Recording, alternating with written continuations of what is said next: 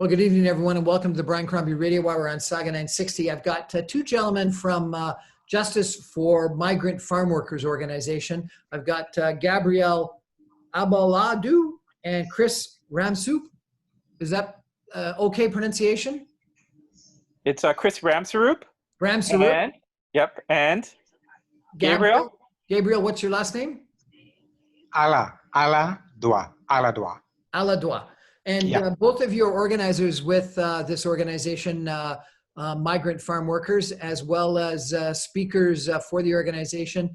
There's been a lot of news of late because of some fatalities. Tell me what the issue is. First of all, can I start off, Chris? Yep. Yes. Okay. Well, basically, the program that brought me to Canada, I'm a former migrant farm worker from St. Lucia. The program that brought me to Canada, it started in 1966. So that program is 54 years old. The three pillars of that program are: one, we are in Canada to do jobs Canadians do not want to do. And what are the jobs? All the dirty jobs, the difficult jobs, the dangerous jobs. And all of these D jobs are non-unionized jobs. Can you imagine the working conditions associated with non-unionized jobs? Yep. That is the situation. That's pillar number one. Number two, in Canada, under that program, we are here to do those dirty jobs, but we do not have rights to apply for status. And in Canada, if you have status, you have rights. If you do not have status, you do not have rights. So we are here to do jobs Canadians do not want to do, and we do not have the same rights as Canadians. We cannot apply for status. Number three, the third pillar, we are tied to our employer by way of a tied work permit. So let me go over that. To be tied to your employer, not having the same rights as a Canadian worker to do these dirty jobs. To be, in other words, what I'm telling you is to be a migrant farm worker in Canada, it means that you're tied to your employer. You are denied basic human rights and basic labor standards and to do these dirty jobs. So can you see that is a fair program or an unjust program? And there's a whole world. I counted and I stopped up to 20 injustices that migrant farm workers face. And just let me zero in on one of them, one of the 20. Our housing. Our housing is isolated. We live on the farms. We are property of farmers. It's isolated. It is overcrowded, which has been highlighted by COVID-19, and that is what COVID is doing. What we've been saying for 100 years, COVID is exposing it in a very short period of time, that our housing is overcrowded. It does not allow for physical distancing or social distancing, and that is the recipe, that is the formula for COVID to spread like wildfire. So in a nutshell, that is the program. And just to add, the concerns that we've been expressing concerns about the Seasoned Agricultural Worker Program. It's one of the tentacles of the Temporary Foreign Worker Program. And we've been expressing these concerns for approximately 20 years. So Gabriel is absolutely correct. When workers are tied to one particular worker, it's the 21st century of indentureship. Workers cannot leave their farms to work at another employer, so there is no labor or social mobility as a result of the immigration restrictions that he's talking about. In addition to that, at the provincial level, agricultural workers are exempt from health and safety protections, employment standards protections, housing protections. So that recipe for disaster is a result of a legislative systems of exclusion that creates a second-class or second-tier group of workers in Ontario. So what's the solution?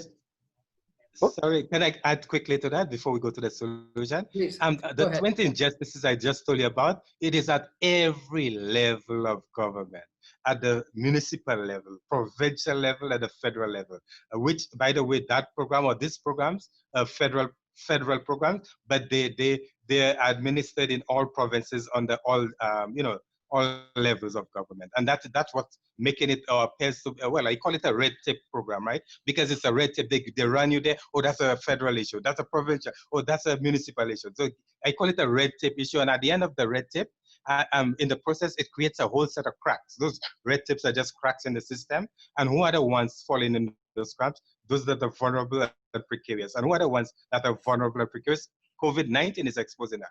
It's people of color, people who do not have rights in Canada, people who are, again, it goes back to Canadian immigration policy. Over 100 years, from the Chinese railroad workers, Canada have been using immigration and labor laws. Not immigration and labor, unjust immigration, unjust labor laws to keep migrant workers vulnerable and precarious. So in a nutshell, that is the reality. Who are the ones profiting from that? Who are the ones profiting from those cracks, those red tapes? Who are the ones?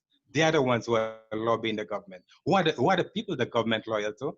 You think it's the workers, the people of color, or their donors? And that is the challenge that we have. So let us talk about solution now. Okay, so, I can't remember, but a couple of years ago, there was a great opposition to migrant workers, and the government's put in prohibitions, and businesses clamored saying we're going to go to business because no Canadians want to, work in these amusement parks, want to work in these camps, want to work on these farms, and they were allowed to open up. So what is the solution? Not allow migrant workers at all, or to open up immigration even further? So I think for us, it's a more nuanced approach. We know a lot of people are saying abolish the programs. And what we have to understand and recognize is the important contributions that agricultural workers from the Caribbean, from Mexico, Thailand, the Philippines, Central America provide for families here in Canada, but also for their families back home in their home countries. So what we're saying is that workers shouldn't be tied to an employer. The federal call has been called for permanent status on arrival. And the reason why we're saying that agricultural workers from the Caribbean, from Mexico, for instance, should have permanent status, that it was in the 1960s when we introduced these programs. That's when we saw a change in immigration laws to restrict the workers coming from the Caribbean from the ability to live here as permanent residents. Prior to that, in the 1940s, Dutch farmers, for instance, came to Canada with permanent residency. And we have seen in Canada that the same farm workers are the ones who've established farming communities across southwestern Ontario. At the provincial level, what we're saying is that we've got to modernize our labor laws so that those exclusions I mentioned earlier. So agricultural workers don't have the right to WMIS. They don't have the right to confined space. They don't have the right to biological chemical exposure under our health and safety laws, the right to minimum wage, overtime. All these type of loopholes that exist, we believe that has to be ended to ensure that agricultural workers in general have fairness in our laws. And that at the municipal level, what we're seeing around the housing, it's something that could have been prevented. We shouldn't be having these workers live in these cramped bunkhouses. So in the meantime, until we develop a national housing strategy, put people in hotels and motels and provide people with individual spaces to further prevent the pandemic from spreading. Okay, so those are interesting proposals, Chris. The implication of that is it's going to raise the cost of foreign migrant workers. Who's going to pay for that increased cost? You said the interesting thing is recently, Scotland Farms, where the tragedy recently happened, a few weeks ago, they had put an ad out that they wanted to hire Canadians at $25 as opposed to the migrant workers that are $14. If we value the labor that's producing our crops, we should be paying them fairly. So we saw in this particular situation where a crisis occurred, an employer was able to provide a wage for quote unquote Canadians, which he never provided for migrant workers. So we think that some employers can provide this. We need to also rethink our national food strategy. So what steps are we going to do to ensure that there is fairness across the food chain? Okay, but if they provide those higher wages, number one, Canadians then may take those jobs, and so therefore there won't be any jobs for the foreign workers. And number two, our food prices are going to go up, correct? I disagree. I think that we have to remember that the agricultural workers that have been coming up for decades, over 80% of these workers have a strong attachment to Canada. So they're highly skilled laborers, and I think we have to recognize their skills and contributions, and we could only do so by having fair wages. If they come up every year and they've been doing that for 10 years. Sorry, right now would be a great time for Canadians to take those jobs because most Canadians are unemployed, right? Maybe unemployment is at its highest right now. Why are the farmers still in that difficult situation? It's simply because the conditions are not ideal. The conditions are not right. Canadians for over 54 years, they failed to attract Canadians to do those jobs. What does that say? But at the same time, status, as Chris said, is the only one thing that would help the migrant workers to take care of both the immigration part and the labor issues. What happens if I have status? It allows me to have an open work permit. By having an open work permit, it puts the pressure on the employer to create those conditions that would attract me, that would help me to stay. But The fact that I'm tied to you, where's the pressure? The burden is on me, the migrant worker. And to make it worse, our employers control the travel agency that books our flight in and out of the country. So where's the burden? You can see it's high. The power imbalance is very high and favored it's in favor of the employer and not on the migrant worker. So there's no burden on the employer. Everything is on the worker. Mm-hmm. So I think and it's all of that again, is happening in a country that puts itself on the world stage as a champion for human rights, right? As a champion it sets standards. It's like it's a pace setter. It sets standards for the world, but quietly it's perpetuating difficult working conditions. Okay, but just to challenge you for a minute, I worked in the United States for a while, and I was on, first of all, an exchange visitor visa, and then second of all, on a green card. Both of those were tied to employers, and if I had changed employers, I would have had to have left the United States. Don't people get visas on a fairly regular basis that are tied to employers? You only get the freedom to move if you're actually accepted as an immigrant. When you've got a low-skill program, and it's the same thing like the Bracero program and the H2 program in the United States, there is no access to residency, and you're in a perpetual situation of being tied to an employer for decades. So as opposed to your situation where you're able to leave and to move and have some mobility, the agricultural workers that put food on our tables don't have the same type of rights. Okay.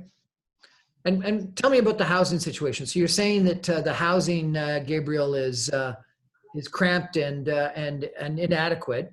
How do you change that? How do you change that? Well, basically, according to a document I saw from the government, the farmer must provide adequate housing or suitable housing. That's the word. That's the standard. Imagine a country that around the world, Canada is known for standards, but yet still in a document to the farmers, it says they must provide suitable housing. Suitable. What does suitable means? Suitable, it is left to so much interpretation. And when you go to see the housing, for you to see the definition of suitable. And suitable means every square inch of space is used to put workers. Workers do not have space to turn around. In the bunkhouse where I live, there were 8 of us in a room. 8 of us in a room, and there's no privacy. There is no space. Once the beds are fitting there, there's no space for 8 people. And that is what suitable housing means to an employer. And to be honest, lately, like the new greenhouses, you'll see the buildings really nice, really attractive on the outside. But when you go on the inside, it is overcrowded. And it is right there on the farmer's property. It's private property. So housing is one of the biggest challenges. So you're saying migrant workers face. We should have closer regulation of migrant farm workers' housing and federal regulation. Well, standard, not regulation, standard. Yes, if housing have codes and everything, it should be standard. And it is just the word suitable housing. What is that? Is that standard? Is that a country of fairness, a country of standards, high standards? Where is the standards, right? There's so many. Imagine in winter, on some farms, you'd see people being placed in housing without heaters. Can you believe that? The variation, the interpretation of a suitable housing it's a whole spectrum of things. But at the end of the day, it is overcrowded. At the end of the day, it's overcrowded. A lot of them, especially the old ones, are not regulated. They're below standard. That's a whole kind of worms there, housing. So why do we have this program at all? Why don't we just, say you've got to be a Canadian resident, Canadian citizen. You got to be an immigrant to Canada, and so therefore the prices have to go up. And if Canadians don't want to take the jobs, then clearly what's going to happen with supply and demand is the farmers are going to have to offer more money. I need to tell you that this program is a Canadian first program. Can you believe that from 1954 to now, the farmers have to advertise the vacancy from 1954 to now? They know it's a waste of time, and that is archaic and all of that. From 54 years to now, they cannot attract Canadians, and yet still they have to advertise. And it's a Canadian first program. But at the end of the day, you keep saying that the cost of food will go up. Let me tell you, have you ever seen the financial statement of a farmer? The farm where I work, it's among Canada's 50 best managed companies. Do you know that? What does that say? That is a gray area, and that is what the myths are, right? The gray areas, I call them gray areas. They would use a statement. they'd use a statement like, oh, the cost of food will go up. That's a gray area. You do not know the truth. Have you ever seen the statement, the financial statement? Do you know how much money did they get from the government? For example, look with COVID-19, the government has allocated 50 million and they keep putting more money. Do you know how much funds they get from the government?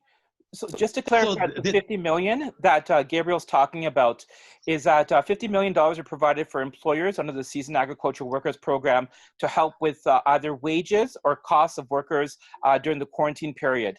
So each worker is supposed to be paid for 30 hours for the 2 weeks during the quarantine period.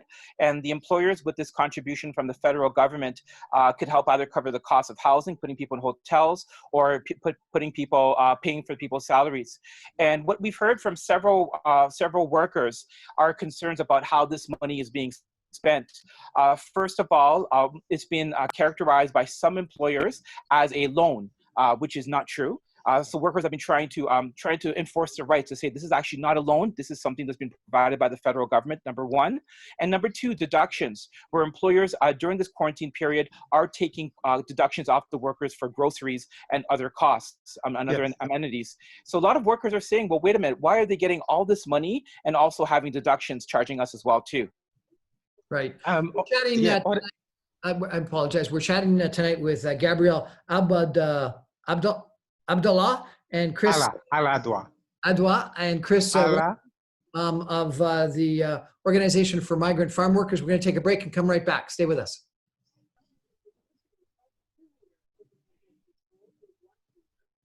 Well, welcome back to the Brian Crombie Radio Hour on Saga 960. We're chatting tonight with Gabriel Adablah and Chris Ramsoup of the Migrant Farm Workers Association. Gentlemen, you know, clearly there's a lot of issues here. You've talked about housing, you've talked about wages, you've talked about cramped quarters, you've talked about labor rights. What do you think the solution is? How are we going to change this? Should we just outlaw the Migrant Farm Workers Program, or should we elevate wages and effectively make them comparable to immigrants? A couple of things. One is in Canada, the impression is like, well, first of all, migrant workers are basically farm subsidies, hidden from farm subsidies to subsidize the lifestyle of our employers. That's one. Number two, when it comes to scarcity and cost of food and cost of, well, under capitalism, scarcity is a friend of capitalism. There's no such thing as scarcity. The food is in abundance in Canada, and the cost of food is carefully managed under what's called the supply management. So that is a myth that the cost of food and cost of everything will go. That's a myth. That is just a gray area that capitalism is using to keep people in fear. And what is capitalism without fear? These are brothers and sisters. They go hand in hand. So this is a misleading. But at the end of the day, I want Canadians and the public to know that the food that they eat can be the safest form of medicine and also the slowest form of the poison. But at the end of the day, I want to know whether you're concerned, whether your food is being grown by those who respect the soil, respect the environment, and respect their workers, or those who you don't care whether they exploit the soil, exploit the environment, exploit their workers. At the end of the day, it's the unjust laws and policies. And you can push your politicians to create fair working conditions, to create fair laws and fair policies. And these are always the politicians who can change those things. But at the end of the day, it's the voters. There's power in your hand as a consumer, as a voter, to push the politicians to create fairness and justice for all workers. Okay, Chris? Yes, so for 54 years, we've had the same cries of injustices happening across our fields, across Canada. And the pandemic's only highlighted the vulnerabilities that exist and the power imbalance that exists for agricultural workers. I think this is a critical point in time where we don't stigmatize and criminalize the people who put food on our tables. It's about ensuring that there are protections put in place. They have the ability to have free labor and social mobility, and that workers aren't penalized for the injustices that's based and inherent in the agricultural system. We're not saying about abolishing this program because we want to ensure that the people who've been coming for generations have the ability to continue to work here in Canada and to provide for their families back home. The modest changes that we're calling for is about fairness. It's about reconceptualizing what our agricultural system is and ensuring that the farm workers who have not had their fair share over the last several decades are entitled to raises in wages, ensuring that they have overtime pay, decent housing, health and safety protections, basic health and safety protections that you and I enjoy. So these are important things that we need to change.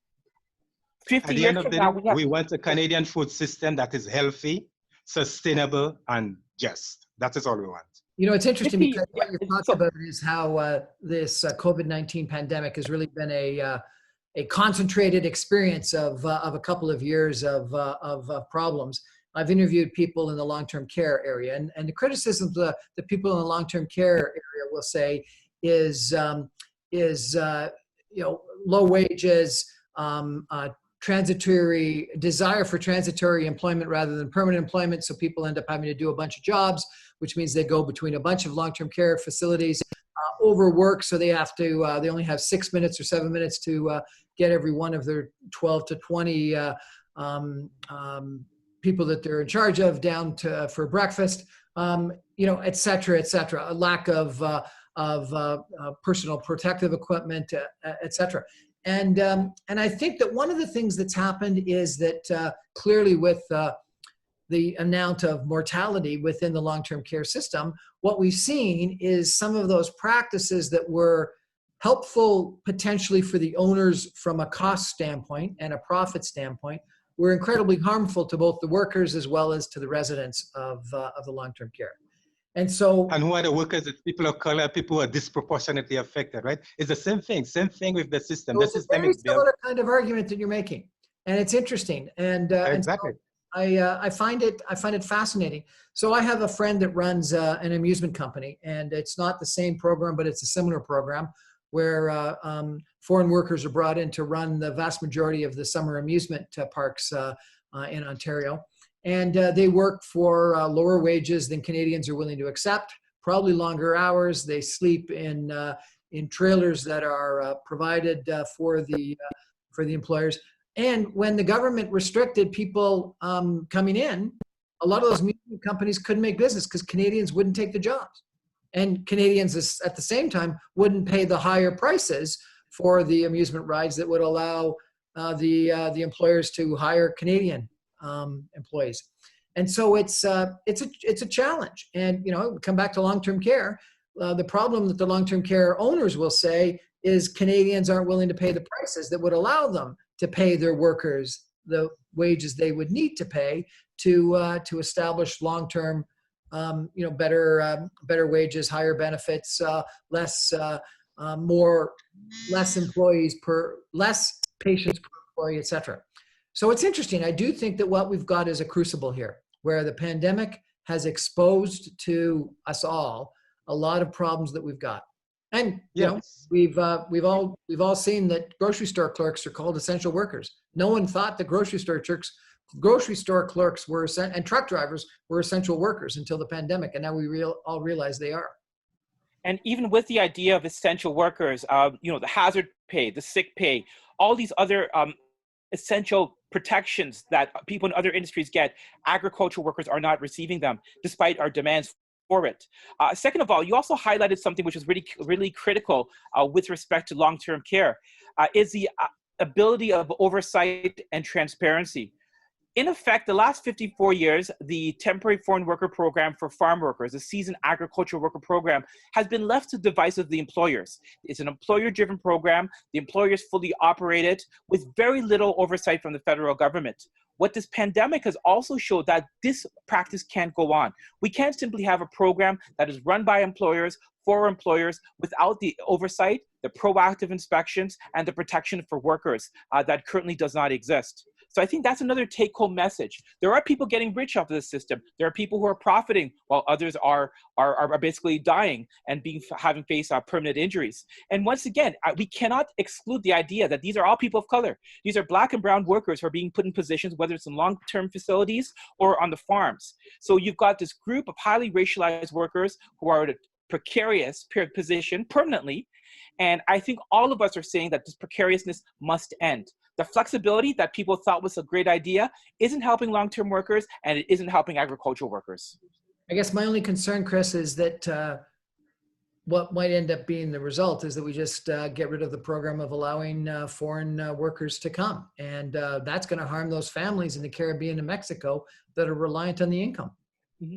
One of the other things we have to remember, so take a place like Leamington, which is, and Kingsville, which is the heart of the pandemic at this moment.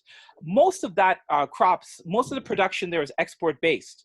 So we have to remember that as well too. It's not necessarily about putting food on Canadians' tables. A lot of this is for competing in the global markets. So thinking about how do we reorientate, how do we rethink what our agricultural system is, where we're actually developing a system where people are healthy, and not just simply when I mean healthy at the consumer level, but across, once again, right, from the farmers, the farm workers, the grocery workers. So it's about taking this opportunity to think about what fundamental changes we need to occur.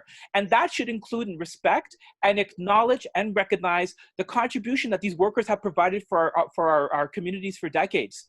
When I started this, I can say for the last 20-something years, we've had grandfathers, fathers, and now sons, and possibly even great-grandchildren who are involved in this program.